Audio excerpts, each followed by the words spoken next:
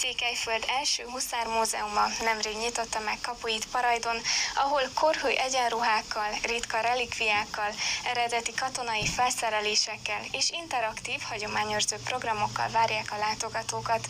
A múzeum jelenleg előzetes bejelentkezéssel látogatható, de a közeljövőben állandó nyitvatartást terveznek, miközben a gyűjteményt folyamatosan bővítik.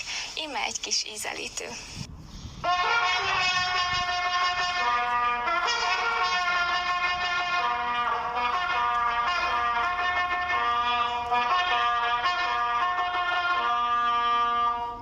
A Parajdi Huszármúzeum nemrég nyitotta meg kapuit, ahol a történelem szó szerint életre kell.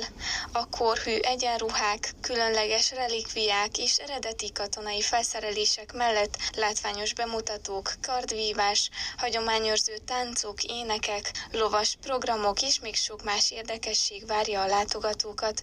Hogy milyen élményt kínál a múzeum, annak jártunk utána.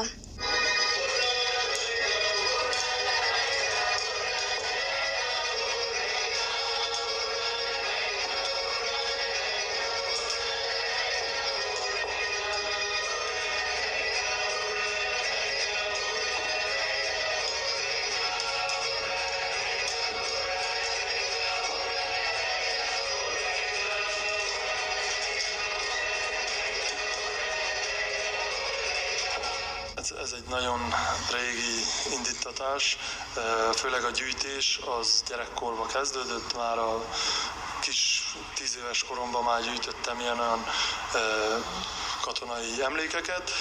Nagymamám hatására, családi hatásra először népdalokat, katonaénekeket gyűjtöttem, és elkezdtem azon gondolkodni, hogy hát annak nincs értelme, hogy otthon tartogatom, ezt közszemlére kellene tenni, és akkor így megfogalmazódott bennem, hogy egy múzeumot szeretnék létrehozni.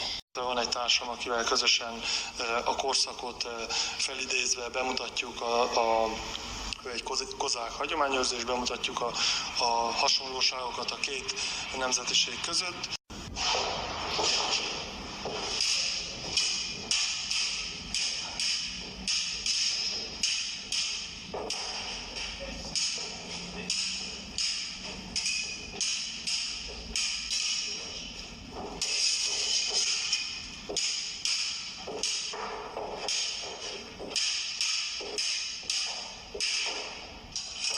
Jelen pillanatban a múzeum csak előzetes egyeztetés alapján látogatható, azonban dolgoznak azon, hogy a közeljövőben állandó nyitvatartással tudjanak rendelkezésre állni.